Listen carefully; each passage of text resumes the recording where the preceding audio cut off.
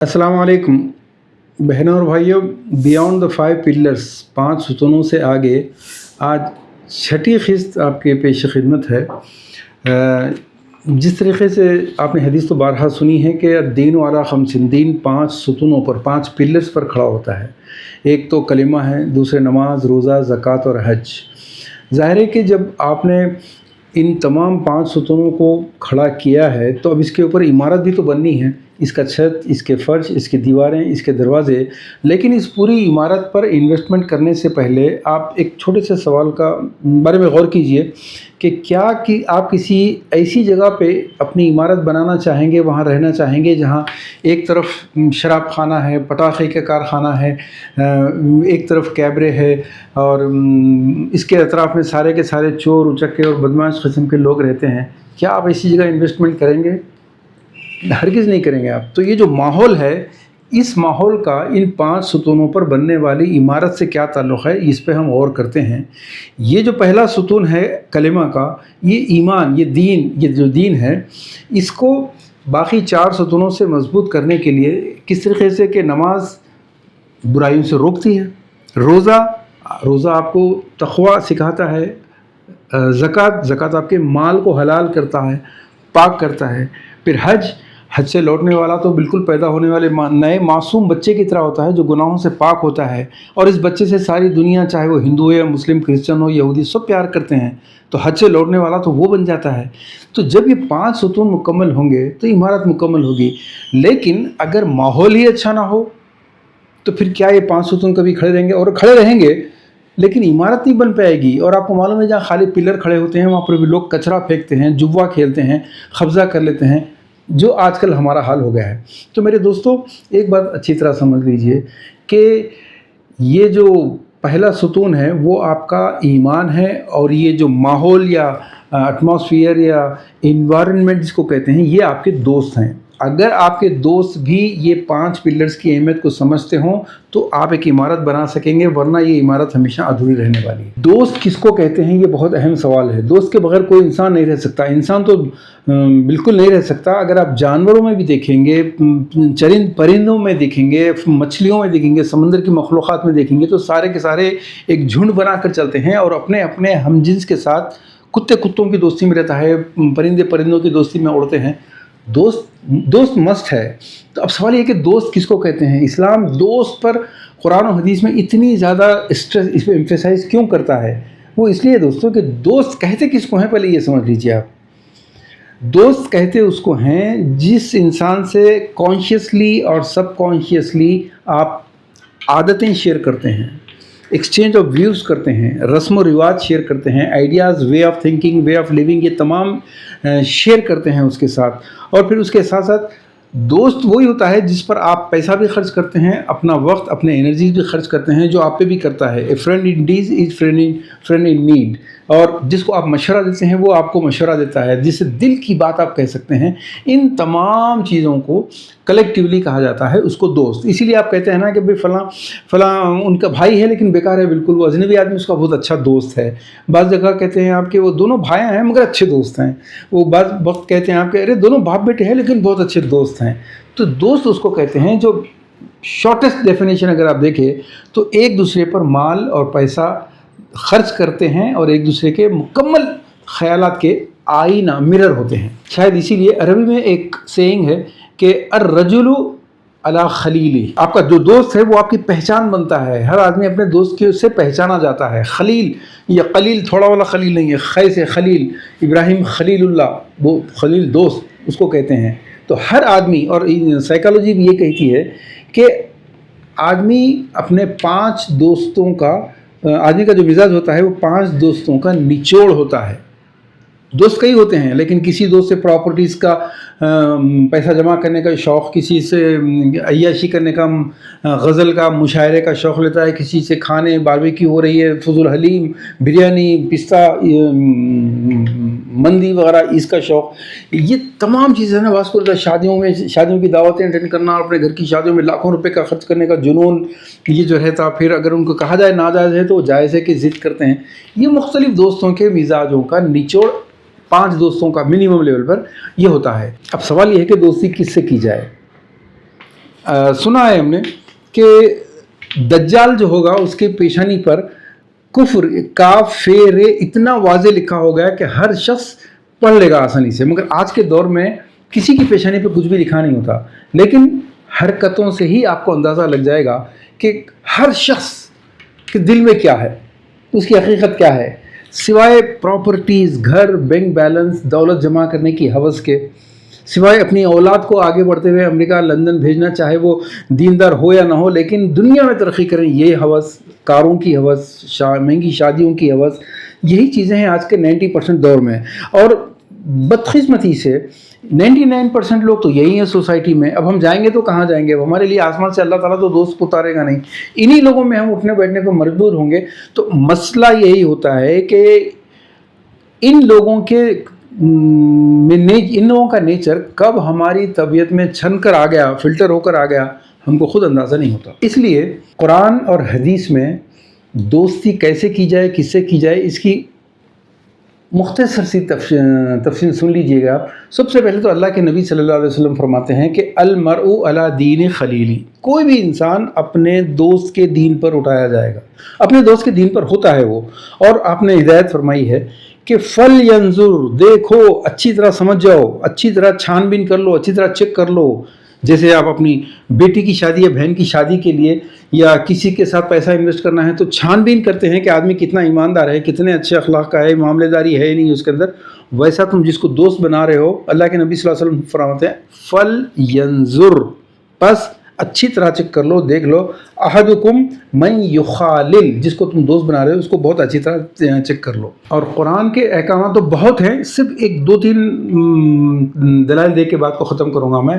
وَاصْبِرْ نَفْسَكَ مَعَ الَّذِينَ يَدْعُونَ رَبَّهُمْ بِالْغَدَاةِ، اپنے آپ کو ان لوگوں کے ساتھ محصور کر لو، ان کے ساتھ رہنا شروع کرو، مختصر الفاظ میں کہ دوستی صرف ان سے کرو جو اپنے رب سے ڈرتے ہیں، اپنے رب کو یاد رکھتے ہیں، کاروبار کر رہے ہیں، سیاست کر رہے ہیں، معاملات کر رہے ہیں، راستے پہ چل رہے ہیں، نوکری کر رہے ہیں، ملازمت کر رہے ہیں، یہ تمام چیزوں میں مالک دیکھ رہا ہے یا نہیں دیکھ رہا ہے، مینیجر دیکھ رہا ہے یا نہیں دیکھ رہا ہے، اس کی پرواہ نہیں۔ کسٹمر آپ پہ اگر اعتبار کر رہا ہے تو اس کو کسی طرح چیٹ کر رہے ہیں آپ، ایسے نہیں، بلکہ اپنا رب، میرا رب جھوٹ سے نفرت کرتا ہے، اور میرے نبی نے فرمایا کہ کاروبار میں سچ بولنے والا نبیوں کے ساتھ اٹھایا جائے گا، اتنی اہمیت ہے۔ تو وہ اپنے رب کے ڈر سے سیاست، کاروبار، ہر جگہ مکمل اللہ سے ڈرنے والا ہے، ان کے ساتھ دوستی کرو۔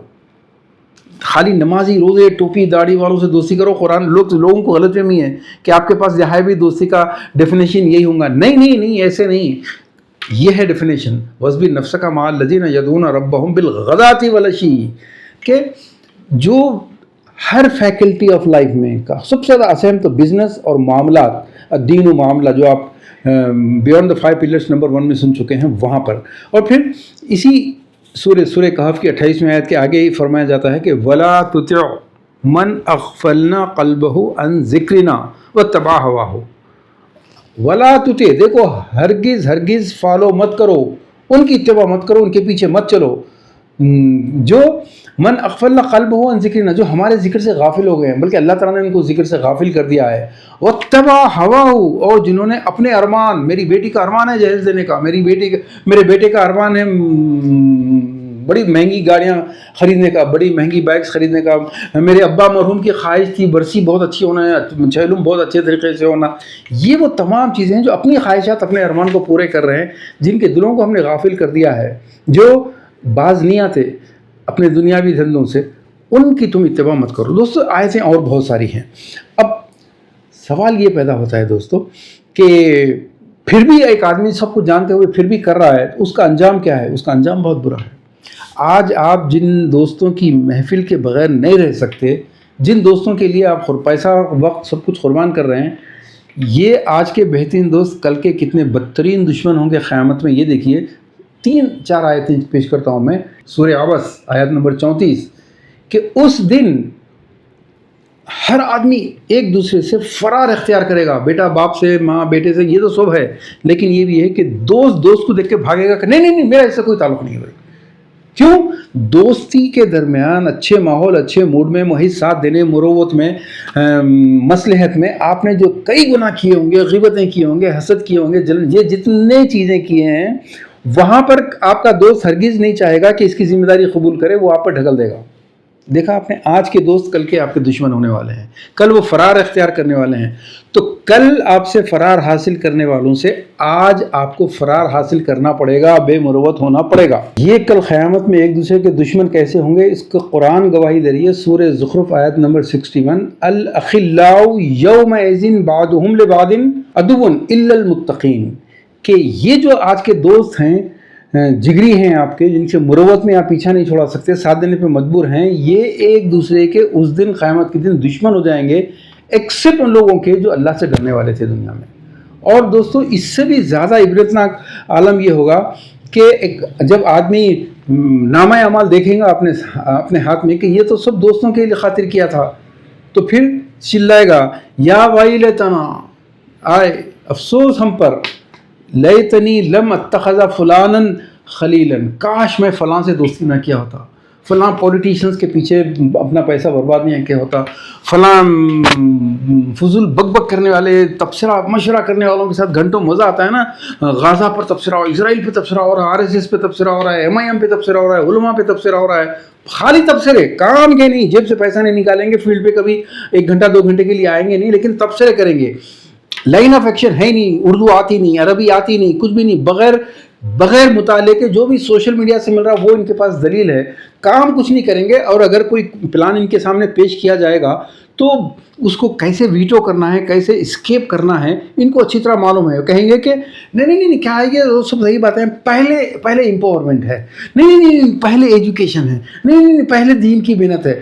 یہ اپنی بک کو جاری رکھتے ہوئے آپ کی بات کو لائن آف ایکشن اگر آپ دے رہے ہیں تو اس کو کاٹ کے پہلے یہ ہونا چاہیے جو پاسبل نہیں ہے، ہو گئی نہیں، پریکٹیکل بات ہی نہیں ہے۔ تو ایسے لوگوں کے ساتھ کاش میں نہ رہا ہوتا، فضول پیسے برباد کرنے والوں کے ساتھ، عیاشی کی خاطر، بڑے سرکل کو موو کرنے کی خاطر، کبھی CGO ایمبیسیڈر کی لیے پریشان، کبھی منسٹر اور MLA کے پیچھے بھاگ رہے، اس دن آپ بندہ یہ کہے گا کہ یا لیتنی، یا لیتنا، یا ویلتنا لیتنی لم اتخذ فلانا خلیلا، کاش اس دن میں دنیا میں فلاں کو اپنا دوست نہ بنایا ہوتا۔ اور دوستو آخری اور دل دہلا دینے والی بات ہے، ہر نماز میں دعائے قنوت وطر پڑھتے ہیں، پورے دن کی نمازوں کا، یعنی کہ دن میں 5 ستون آپ نے کھڑے کر دیے نمازوں کے، اور اب اس کے بعد آخری جو مرحلہ ہے رات کا، وطر میں آپ دعائے قنوت پڑھتے ہیں۔ دعائے قنوت میں کہتے ہیں، عہد کرتے ہیں، دعائے قنوت میں عہد ہے، اللہم انا نستعینک ونستغفرک ونؤمن بک ونتوکل علیک ونثنی علیک الخیر ونشکرک ولا نکفرک۔ اب اصل ہے وہ نخلو، عہد کر رہا ہے بندہ کہ میں آج سے خلا دے رہا ہوں، ڈیورس، وہ نترکو، اور ترک کر رہا ہوں، چھوڑ رہا ہوں، گیو اپ کر رہا ہوں آج سے، کس کو؟ من یفجرک، جو تیری نافرمانی کرتا ہے اس کے ساتھ اینی کائنڈ آف ریلیشن، دوستی، سب کچھ میں آج اس کو ڈیورس کر رہا ہوں۔ یہ عہد کر کے نکلتے ہیں۔ کیا یہ عہد کر کے نکلنے کے بعد آپ نے ایک لسٹ بنائی کہ نہیں یہ دوست ڈاؤٹ فل ہے، انہیں ڈاؤٹ فل ہے، جھوٹ، حسد، جلن، غیبت کہاں کون سے دوستوں میں ہے؟ ہر وقت جو آدمی آپ کے سامنے کسی اور کی غیبت کر رہا ہے، 100% مطمئن رکھیے، یقین رکھیے کہ وہ آپ کی غیبت جا کے دوسرے سے کرے گا، آپ ان کے دوست ہیں۔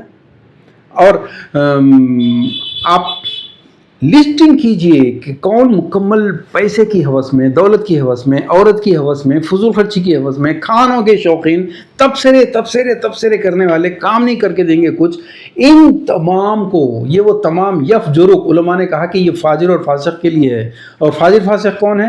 یہ کافر اور مشرک سے بھی زیادہ طاقتور لوگ اس لیے ہیں کہ کافر مشرک میں اللہ کے رسول صلی اللہ علیہ وسلم کے انکار کی ہمت ہے، لیکن یہ فاسق اور فاجر وہ لوگ ہوتے ہیں جو ایمان لاتے ہیں، زبان سے کہتے ہیں ہم ایمان لائے، لیکن تمام احکامات کو جاننے کے باوجود بھی اپنی کنوینئنس، اپنے ارمان، اپنی خواہشات، اپنی ایگو، وقیل لہم اتقوا اللہ اخذت العزت بالاسم جہنم، جہاں کی عزت کا معاملہ آئے گا وہاں شریعت وغیرہ کو سب بازو ہٹا دیں گے، اللہ کے نبی کو ہاں ذرا بعد میں آئیے، آپ میں بعد میں بات کرتا ہوں، یہ ایٹیٹیوڈ ہے ان کا۔